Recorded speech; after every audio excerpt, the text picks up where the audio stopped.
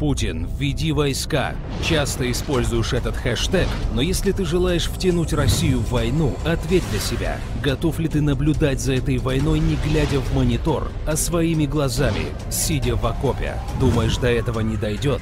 Ты ошибаешься. Спровоцировать ввод российских войск на Украину – это важнейшая задача для Соединенных Штатов. Одна из целей США – списать крах экономики Украины на Россию. Давайте будем реалистами. Украину не возьмут в состав Евросоюза, а кредиты МВФ не помогут экономике восстановиться. Но как только на Украину войдет наша армия, Россию можно будет обвинить во всех бедах украинского народа. Ведь это из-за России перестали платить пенсии и пособия. Из-за России разрушена вся промышленность. Эта Россия забрала у украинцев их европейскую мечту. Конечно, можно выполнить требования диванных генералов и ввести войска. Но как это будет выглядеть для мирового сообщества? А вот как. Россия вводит войска без резолюции ООН на территорию независимой Украины. Правительство Украины Россию об этом не просит, а то правительство, которое просит, пока что никем не признано. Для мирового сообщества это будет называться одним словом – агрессия. А против агрессора Запад настроит весь мир.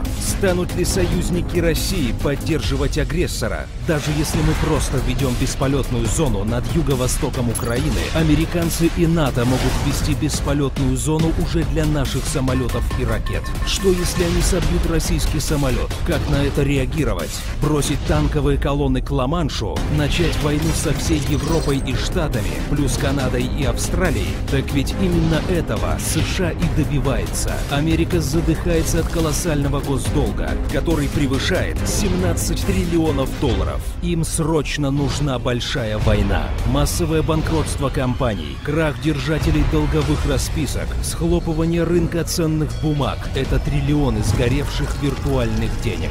Госдолг обнулится, ВПК и экономика Штатов получат новые заказы со всего мира. Это их шанс избежать неминуемое банкротство.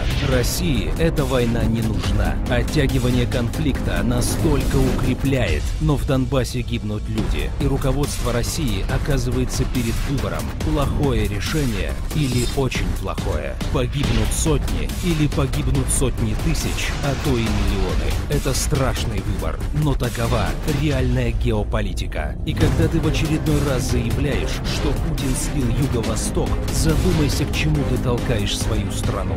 Если ты не готов с оружием в руках защищать интересы своей страны, хотя бы не нагнетай истерию. В геополитике нет места эмоциям.